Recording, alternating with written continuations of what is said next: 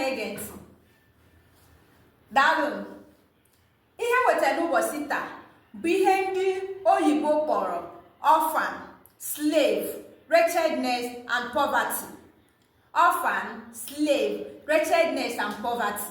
Achọrọ m ịma ihe ị chere na ya ka a na-akpọ ihe ndị a n'asụsụ Igbo. Ịma ihe ọ bụ? Ịmakwara ihe ọ bụ, biko tinyere anyị ihe ị chere na ọnya ka ọ bụ n'akara mkparịta ụka ma ọ bụ n'ọnọdụ okwu, ka anyị nụ nke gị, ka anyị nụkwa ihe ndị bụ unu na-akpị ya. Mana mụnwa wetara ihe a na-akpị ya. Orphan, nwa ogbe, nwa ogbe nne na nwa ogbe nna. Igbo kpọrọ orphan nwa ogbe nne na nwa ogbe nna.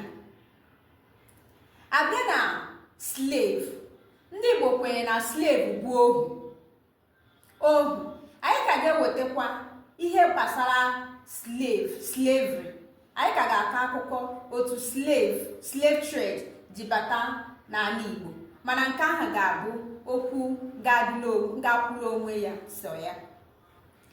Gịnị ka a na-akpọ poverty? Poverty bụ ogbenye. Ogbenye bụ poverty. Gịnịkwa ka a na-akpọ wretchedness? Ndị Igbo kpọrọ wretchedness ogbenye ọnụ ntụ. Ogbenye ọnụ ntụ. Ngwa, ọ bụrụ na o nwere ihe ịmụta n'okwu a, biko nyere m aka gosipụta ịhụnanya gị n'ihe onyonyo a, ma nyekwara aka tụsaa ozi a ka ndị ọzọ ngwa ka ọ dị.